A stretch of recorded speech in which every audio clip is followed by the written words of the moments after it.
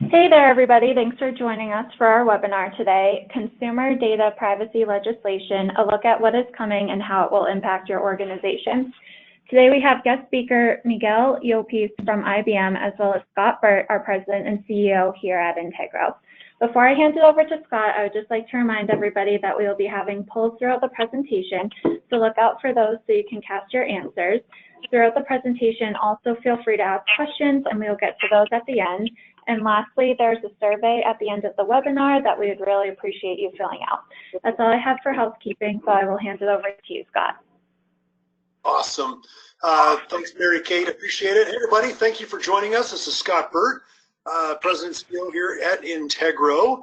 And of course, we help you with all the information governance and content management and services needs, and a very successful webinar series.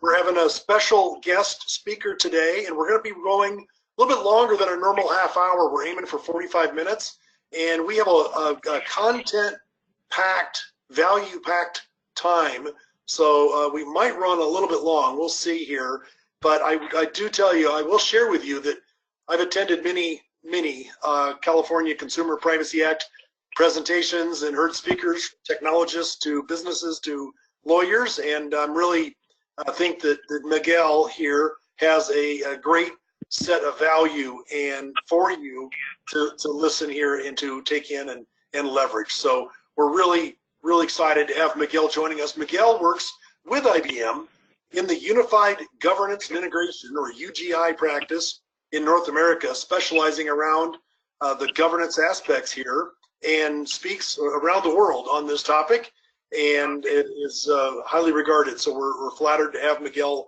joining us. And so Miguel, thanks, and I appreciate it very much. And a couple of things here that we want to cover. First, housekeeping. We're not lawyers, and we're giving you advice and ideas, but you are responsible with your own compliance with laws and regs, such as the CCPA. So we've done our disclaimer. But do your homework, and hopefully this is part of your homework, but I'll make that clear. We are going to have a couple of polls to do with you today, and our first poll is this one here. Please select, and go ahead to the question, Mary Kate, and put it up right away. That is, where's your company at with CCPA? And thank you for publishing that. Our two polls are long today. There's a lot in them, but if you could go ahead and respond, that would be great. And by the way, we don't use this in any other way than benchmarking and sharing with you, and we are going to show you the results here in just a moment or two. And we're getting a lot of the results are in, and part of it is as expected, and part of it's a little bit surprising. So go ahead and I think part of it's because we have consulting companies on here too. So Mary Kate, go ahead and show the results. So sharing the results, right, Mary Kate? 50% of you have a plan and or implementing a plan. So yay, good for you. It's scattered across the other ones. And then interestingly, a third of the folks on the call does not apply, but I think that's because we help, there's folks from Integro on here and others that help our customers. So I'm guessing that's why. And if you still want to vote, go ahead and, that's probably too late.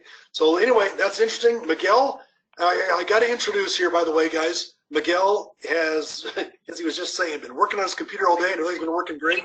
He logged in early, and here we are ready to go, and he's now having computer issues.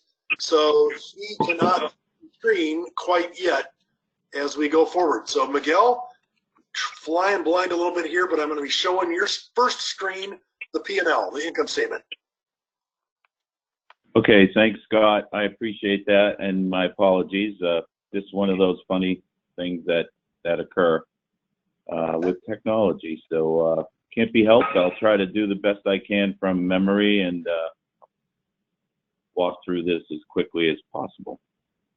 So I usually like to start with a funny story. In this case, it's going to be an analogy, because when we talk to clients, data is becoming much more prevalent these days, and essentially the data that drives a company's income statement is typically ignored in quite some fashion. So, well, what I'd like to do to sort of parallel the two is to show customers an income statement that says, you know, these numbers are reviewed infinitely on a daily basis to ensure accuracy, but oftentimes what we find when we come across these regulatory chasms is that the data that may impact these numbers is oftentimes not reviewed from the same sort of specter.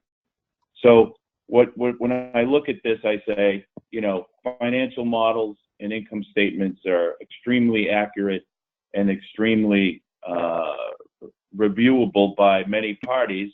But if you look at the next slide, when it comes to personal data, not so much.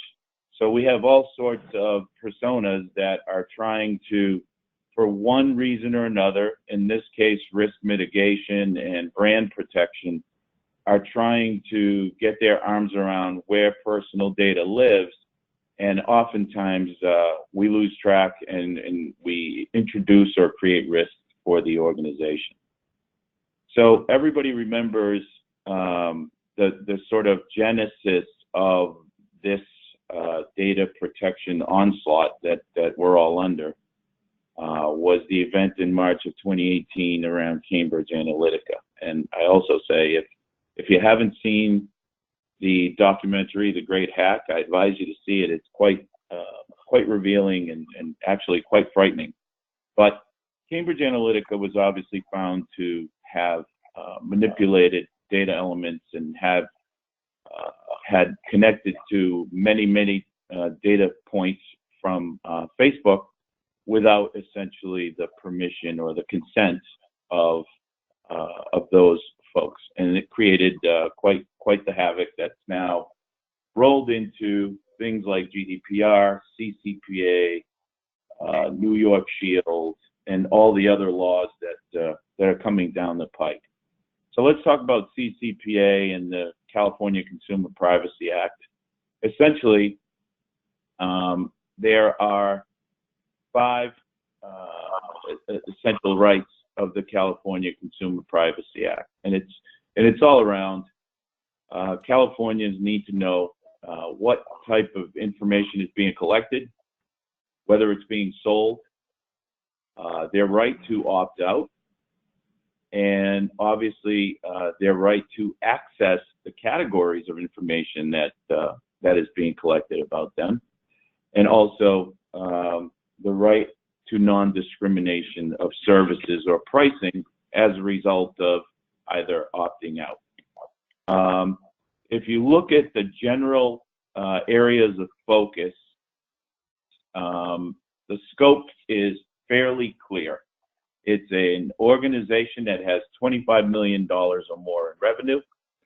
It's an organization and I want to preface that these are or statements, not and, or obtains personal data of 50,000 California residents, households, or devices, or obtains more than 50% of their annual revenue by selling or brokering California residents' information.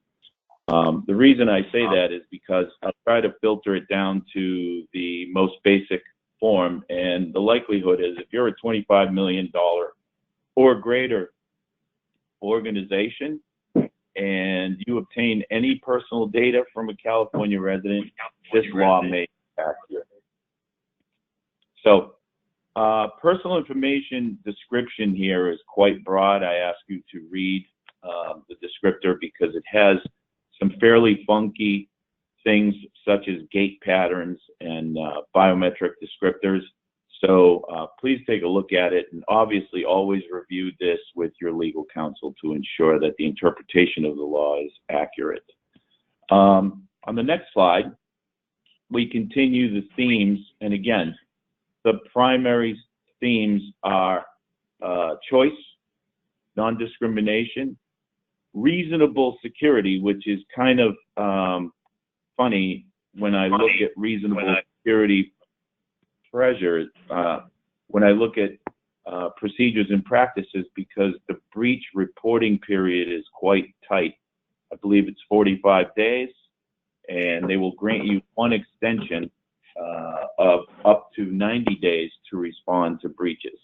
Anyone that has been a part of a breach or part of an organization that's been breached knows that sometimes months can pass before you find that you've been hacked.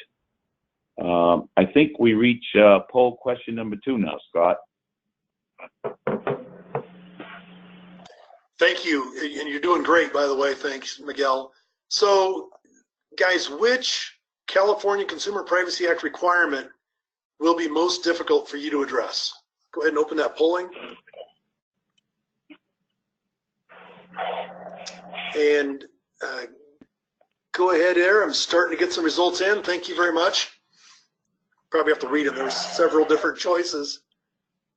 And on the earlier one, somebody commented that the reason they're on the call, even though CCPA doesn't apply, that you know that the onslaught of privacy regs are coming and it will apply to you in the future, federal or otherwise. So good point. Thank you. And we've got quite a few folks in here as results. Go ahead and share the results there, Mary Kate. And pretty evenly split across managing the workflows of multiple requests. I mean, just imagine if January 1st you get 1,000 requests for tell me what you have on me and et cetera, and you've got a finite amount of time to do it, and that's a new process. It's going to be just a real challenge to manage those workflows and to keep them all well documented. Finding the PII is a big challenge for a lot of folks. We focus on that a lot with searching across unstructured and structured data. And then a big one is deleting the PII, which I think Miguel will talk about in a little bit. This is like one of the first regulations in the US where we have to delete, not just retain and prove that we have. So interesting stuff there. And so a few folks that were reporting out to the consumers. Interesting. And Miguel, how you doing on your computer rebooting? Is it working for you? No, it's not working. So I'm just going to try to plow ahead. I apologize to the folks there. If it seems a bit disjointed, I blame myself and my computer. I please accept my apologies. I'm sure it's never happened to anybody else, right? So no worries. This is weird. It actually hasn't. I do quite a few of these, and it actually hasn't. So it makes for interesting discussions, I guess. So what I wanted to do was essentially compare and contrast CCPA versus GDPR. You know, IBM as one of the largest controllers and processors of data globally went through our own GDPR process, and sort of the findings that we have around that are, you know, where are the glaring differences? If we're GDPR compliant, and hopefully you are, then that makes the journey to CCPA a little bit easier, but there are extensions that you should consider because CCPA delves into things like metadata and categorization of metadata, which somewhat complicates the problem from your source PII perspective. So the big differences are obviously GDPR at first glance seems like, you know, 4% of global revenue is quite an excessive fine. And some of you who have seen the headlines of late, I believe Marriott, British Airways, Google in France, to name a few, are the ones that are, you know, showing sanctions and fines in the millions of dollars. So not to scare anybody, because I don't like going through the FUD approach, but it's always good to be prepared. And really, one of the things that the customers tell me oftentimes is $7,500 per violation is not a big number, but it is if it's per violation and you have a breach and it's 100,000 personal data bits that have been violated in some way, shape, or form. So it can escalate. Again, good preparation is always good medicine. So I'll address the workflow and other bits that you discussed. The deletion topic is a hot one for obvious reasons, legal review and such, but we'll get to that in just a bit. On the next slide, I have a continuation of the CCPA versus GDPR. And again, opting in is implied because a lot of companies would likely go out of business that are in the data brokering business. So it's implied, but you must ultimately get consent. So they will ask for opting out. You're implied opted in, and then what is it? What's personal information? Well, again, I mentioned gait patterns. They can be quite, the list is quite extensive. So make sure that you have interpretive reviews to make sure that you're not collecting things that may ding you that aren't necessarily used for any type of analysis that you do, essentially. Miguel, from a historical look, gait pattern for us? Pardon me? Can you give an example of the gait pattern? Yeah, a gait pattern is if you're captured in a photograph or a video, a security video, and they can't identify you as a person, but they can identify the means with which you walk, how you walk, and you can reasonably be identified by how you walk. That would be considered personal information. So I chuckle when I say that, but maybe it's not so funny when you think of it from a coverage perspective. I also point to the amendments that are being filed almost on a weekly basis, if not a daily basis now. So keep in tune with those amendments, because I think reasonableness will rise to the top eventually, and some of the things that may not make sense will be amended, but stay tuned and keep reviewing that. Where I was going with the personal data and the look-back requirement is there seems to be a little bit of a reprieve from GDPR in that the look-back requirement, it goes back 12 months, where from GDPR, it covered all historical data that you may have on a client. Thus, the focus on pseudonymization within GDPR and maybe data minimization, which points to good old archiving and retention management. On the next slide, we show sort of a synopsis of where customers are, and this is a very high-level collection of data. For more detailed data, I point to a PwC study that I read recently, where it breaks it down by industry, and I'll share those numbers with you, but you can read this slide on your own. 14% feel they're fully compliant, and that's likely because they went through the rigor of GDPR. 70% have started in some way, shape, or form, and 16% have not started. That usually means we're waiting for the law to be more reasonable, and they feel they have the additional 6 months until July, when it's truly enforced, to get ready. I would say ferret that out again with your GRC or legal department to ensure that you can afford to wait. On the PwC study, the overall numbers, I think they interviewed about 300 executives of organizations with revenues exceeding $500 million. The total organizations that felt they were prepared was averaged out at about 52%. And the industry breakdown that I have was financial services at 58%, as they are highly regulated anyway. Telecom and media at 56%, with health services, retail, and industrial sort of lagging behind a bit at 47%, 43%, and 44% respectively.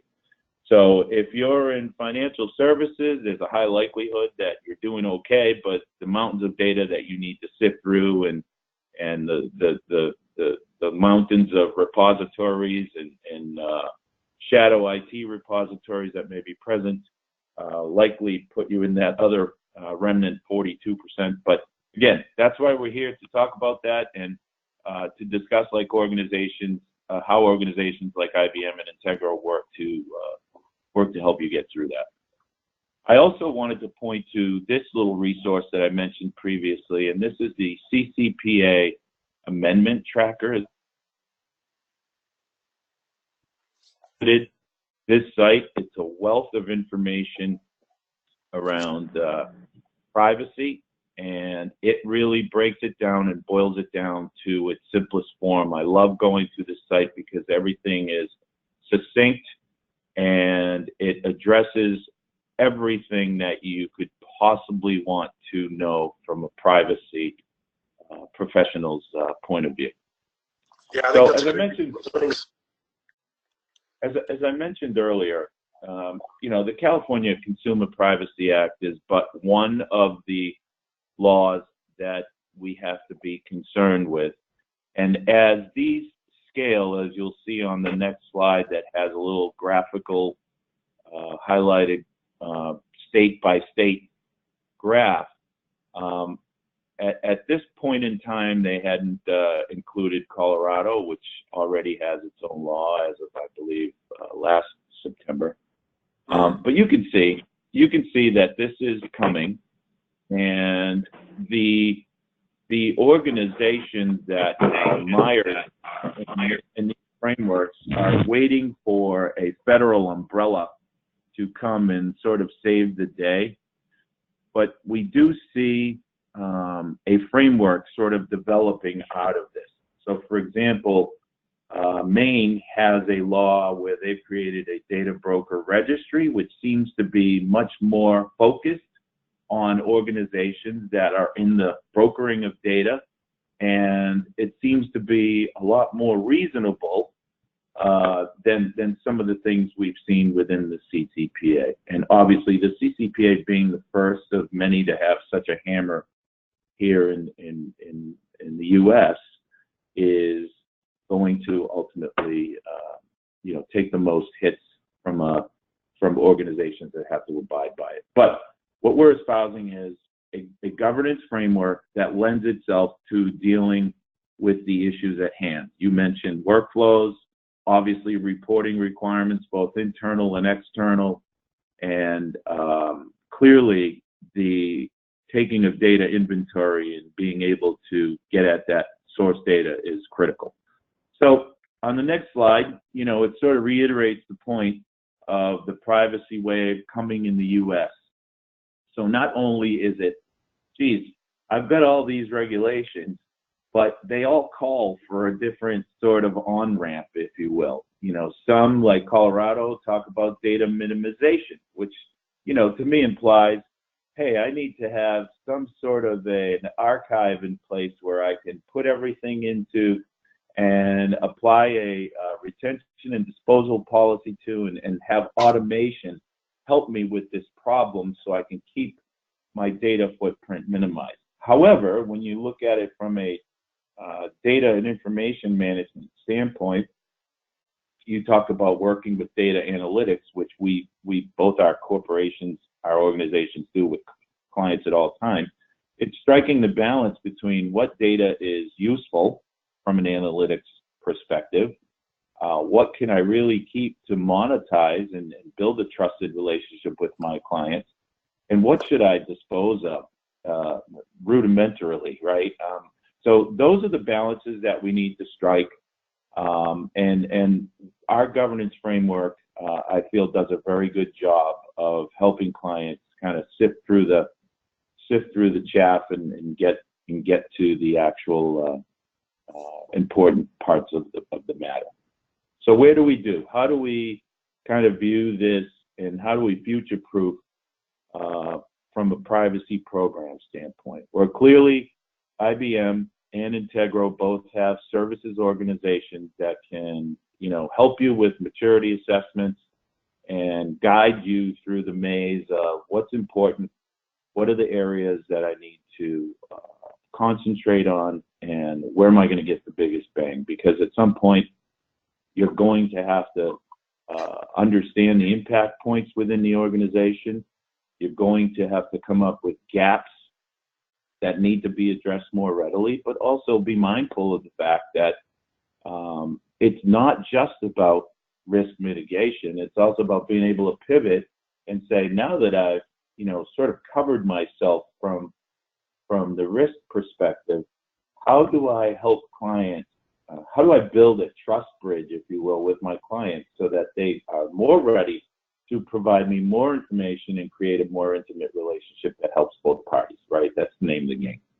So reviewing the operating model, I've seen our services groups go through this, and updating documentation are both crucial steps from a policy and procedure. I guess you would look at it from a technical and organizational measure standpoint, right? If you do share data or integrate with third-party processes in any way, shape, or form, then by all means, enhancing or updating those contracts to ensure that the service levels are met are crucial steps. From an organizational perspective, and I'll share this downstream with you on how IBM organized around GDPR, but obviously you need to have executive sponsors and stewards connected to ensure that the appropriate terminology is assigned, the appropriate retention policies are assigned, the appropriate repositories are looked at from both risk mitigation and monetization standpoint. And then programmatically, you need to have a program that can be iterative so that if there are bends in the road, you can, act responsibly and respond in quick fashion. The benefits clearly of a privacy program are, to create business and consumer value. I mean, at the end of the day, if you're going to collect information about me or yourself and so forth, it's absolutely critical to be able to defend and protect it. And then also build trust bridges with your clients that lets them know that you care about this information, that you value this information, that you're going to use it in the most careful of manners. When you look at the key activities, and I think you sort of touched upon it from the polling, but you need key stakeholders from the most prevailing application areas. You need to have a governance framework and have clear leadership from a governance, risk, and compliance standpoint. And it varies from organization to organization, but if you recall, the GDPR introduced the mandate that you should hire a chief data officer. So that mandate is, I guess, can carry over to CCPA, though it isn't a mandate within CCPA, but it does provide a good point person to arbitrate data strategy within the organization, right? The offense and the defense, and call the chief data officer the referee, if you will. But it really does help strike a balance, and I've seen a tremendous benefit internally within IBM from our CDO's office and some of the lessons learned and the sharing that they've done with clients around these types of initiatives. So these are engagements that could be, done on a half-day basis to kind of get a customer going on their maturity, and then point them to key areas for quick wins. So, what are the things I should be considering if I'm just starting with CCPA? So, of course, you mentioned discovering and mapping and inventorying data in and around California residents, right? If you have industry models and capabilities that are specific to, services that you provide, then obviously update those and make sure that that those are as accurate and map as closely to your data flows as possible. Obviously, use the grace period to start understanding on a more infinite basis what the rights of processing are and how deep do I need to go. And then, seemingly a simple task, but don't forget that you have to have a do not sell my personal information link on your website to kick off those fun requests and workflows that ensue thereafter. And on the right side, you see that if you're already GDPR ready, you're kind of ahead of the game. I won't go into all of the details because you can read the slide for yourself, but suffice it to say that the categorization requirement within CCPA sort of takes this a little deeper and possibly a little broader. So I've reached poll question number 3. Scott? I think we were going to skip this one for the sake of time and move it along. So let's just, okay. I'm not going to have a chance to take a breath. Keep going. No problem. So I mentioned that IBM launched a global GDPR program. As you can imagine, it was fairly exhaustive. We hired a chief data officer several years back, and the undertaking was quite massive across the multitude of regions we serve, the multitude of business units that we have. I want to say 47 countries, 400 plus different business units, and of course, nearing 400,000 employees and constituents. So the magnitude of it is quite large. This is an actual map of what the organization looked like, and you can see that there's a very close connection or symbiotic relationship, if you will, between the Chief Privacy Office and the Chief Data Office, because I think you have to balance, again, the monetization of data and the protection of data. So when we think of it from a functional perspective, those things go hand in hand. And again, you can read the slide for yourself. It was quite an exhaustive undertaking and I dare say the one thing that makes me proud as an IBMer is that, we drank a lot of our own Kool-Aid, if you will, on this, and we used a lot of our own technologies within the GDPR journey. So from a readiness methodology standpoint, what we enacted was your sort of typical ADTOC process, and essentially, I think my take on this is there are a lot of tools and capabilities that help organizations assess things, and certainly IBM and Integro can help with a lot of those. There's a lot of capabilities that you have to dig up data, to cull through repositories and disparate sources of data, and then ultimately transform that and operationalize it. But my advice here is that wherever you're purchasing or investing in tooling, make sure that that tooling can be repurposed and has longevity to it, so that it's not a one-shot deal. It's not something that you can apply a workflow once and then you have to buy another workflow engine to apply another law. Or you find a culling of unstructured data, collecting unstructured data, moving it, acting upon it, that you're doing this and being mindful that it should be repurposed, and it's something that you can gain value from, regardless of what regulatory challenge you're facing. So readiness and remediation go hand in hand, essentially. I'm going to go to the next slide, which sort of walks you at a high level of what the CCPA customer journey looks like and what the approach really is. I think you touched upon this on the poll. We'll take a high-level swag. So cold comfort is you're not alone, right? There has to be an authenticated request that initiates a workflow.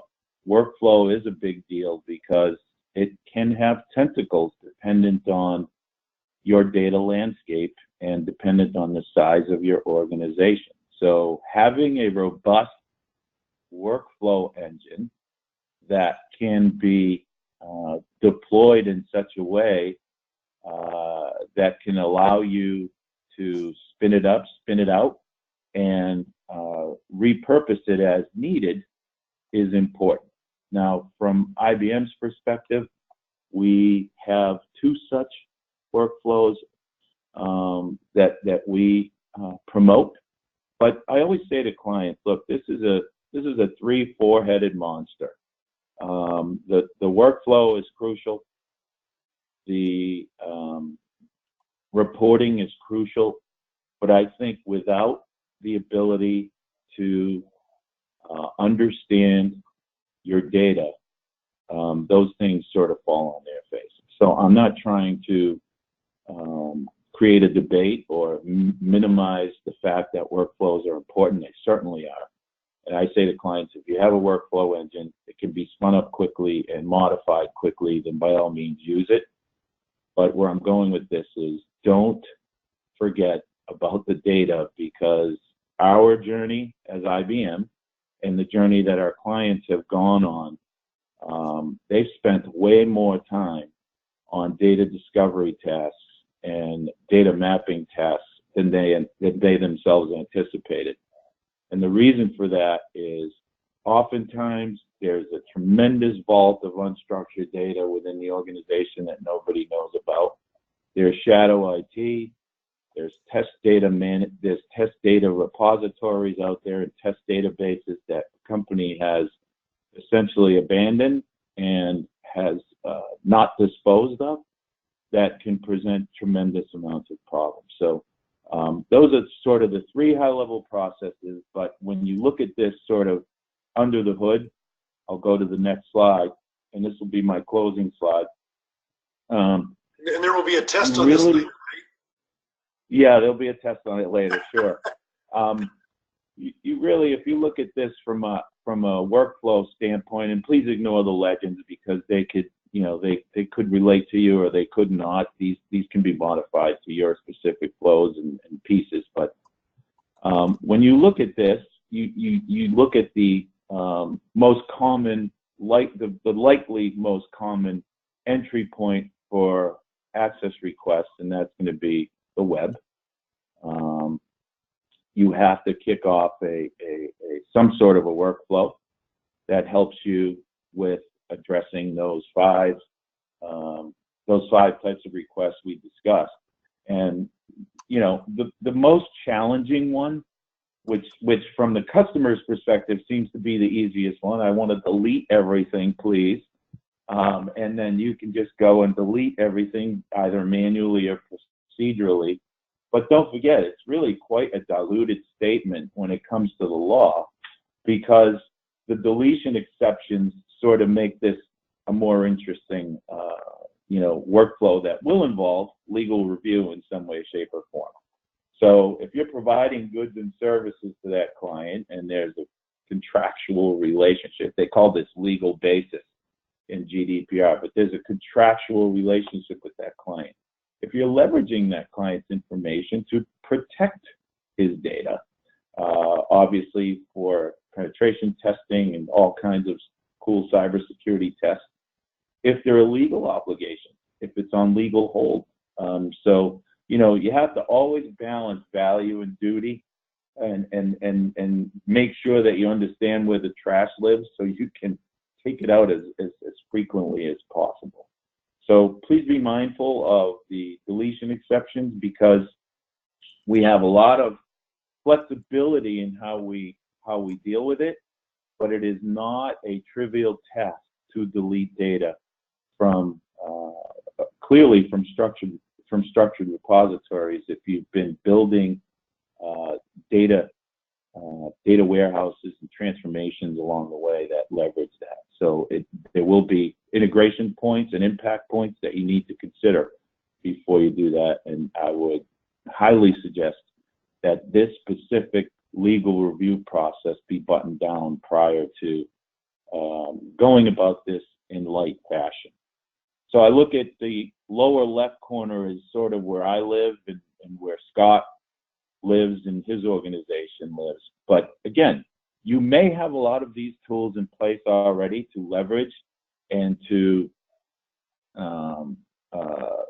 deploy in the quest to deliver a good understanding of what data you have, what personal data you have, where is it, how did it get there, how long should it live there, why do you have it, and essentially map that out so that you can respond both internally and gauge the risk pipeline that you're living with, and also create reporting mechanisms so that you can package up those sources and categories of data and send that out to your clients. If you look in the middle, I've got MDM, and for us, that's master data management. We have many clients that have deployed master data management to gain a 360-degree view of their client.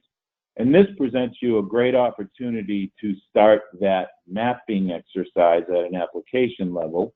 But also, we've introduced a consent management module that our customers are entitled to, so they can start understanding explicit consent where they can and can't have it, and sort of have it propagate down through our MDM system. The last bit of it is, I would say, sort of the back-end data services and sources where you may have archiving technology already in place for structured and unstructured data. Obviously, if you do have that, ensure that your retention policies are what they should be. And if you can, get aggressive to dispose of that data in an automated fashion, then by all means, again, with proper GRC review, make sure that you get as aggressive as possible on only keeping data that has duty or value, because ultimately it could bite you if you don't take care of that. So I'm going to stop there. My apologies if this felt choppy. I'm kind of flying blind, but I'm happy to try and answer any questions or help out any way I can.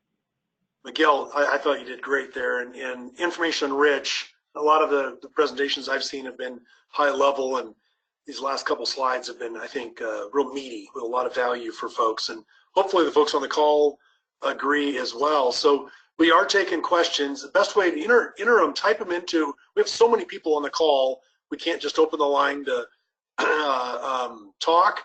So please type in there on your questions, and they come into us. We've gotten a few already. So Miguel, I'm going to ask you one here. A customer asked about, does it apply to us? We're business to business. We don't have all this consumer data. We don't, buy and sell lists, et cetera, like a la Facebook or something like that. But if they do business in California and they exceed the revenue clip rate to qualify, and I'll pull that slide up here in a moment, does this also apply to their employees and all the PII data they have in that sense? That's a great question. I recall, and check me on this, if you go to that IAPP website, it has an amendment tracker, and I believe of recent history, amendment number 25, I think, has excluded employee, director, and medical staff information, so you might be exempt from that perspective. But again, ask your legal counsel for clarification on that, because these can be quite windy. As far as B2B goes, I would say, as a rule of thumb, you're likely exempt, but if in fact you have information that could be considered personal data, you may want to review that. But as a rule, this is more for organizations and industries that deal with B2C. Yeah, and somebody else asked about what information, and so I put up on the slide on the screen I think it's the brief part of the definition there, but it's any PII, personally identifiable information, and it's pretty broad. Identifies, relates to, describes, and get this, is capable of being associated with or could reasonably linked, directly or indirectly, with a consumer or a household. That's another difference with GDPR. It goes to the household. So that is the definition of what the information is that is being talked about here. And it becomes a pretty broad definition, and so you can't just write a regular expression to search across your environment to find that data. It gets to that like gate and other things where you can infer of that person. Another thing we didn't talk about much yet is third-party management. You're responsible with your vendors' management of the data for your clients. So there's third-party management involved in there as well. Thank you. Somebody else, Aaron, thank you for chiming in, said that the hack should be required watching for every citizen, especially if they want to vote. I like that. Tom, thank you for chiming in here. PII is much more broad than the traditional interpretation of PII that we've all been thinking about. So yeah, I agree. Don't, just because so many of these words in our business, of course, of legal and technology and business and regulatory, you can have a word and it can end up having many definitions. So make sure you read and understand and appreciate the definition that's required here. Yeah, absolutely. So I got some other good feedback here that's been coming in. Positive kudos. Miguel, you did a great job getting some rave reviews here. Thank you. And there's one here. It's a little long here, but tech leaders adjusting to the ever-increasing requirements. Trying to encapsulate the question. We might have to just get back to you there on a separate response there. But yeah, it is a challenge. Responding to these privacy requirements, it is a requirement, a challenge, and especially when our legislators sometimes don't understand business models for Facebook and other kinds of companies, and then we've got to comply with these regulations. So we are closing in at the end of the time here. We're 48 minutes, and so we did remarkably well getting a large amount of content in here. Miguel, good job. Miguel, any closing comments for our audience today? No, I would just say thank you for bearing with my sort of choppy presentation here as I was flying blind. I appreciate your flexibility in hanging in there. And of course, you have our contact information for both Scott's organization, Integro, and IBM. They're a very valued partner of ours. They work on many projects like this to kick off data discovery and inventory. So I urge you to contact us if you have any challenging questions. IBM also lends its CDO's office help to customers when this comes in, and we try to engage on a transparent level, obviously, as we would always want to do. So thank you for the opportunity to talk. And if you have any other questions, I'm happy to address them on a one-to-one basis. Great, Miguel, thank you. And yeah, I'm sure there's more questions. Reach out. Happy to have one-on-one conversations and go deeper on it. And you know, that offer that you just talked about there, on occasion, be able to have a chief data officer from IBM engaged for the right conversations is pretty valuable. Thank you for that. All right, everybody, thank you for joining us. And this will be published also as a recording.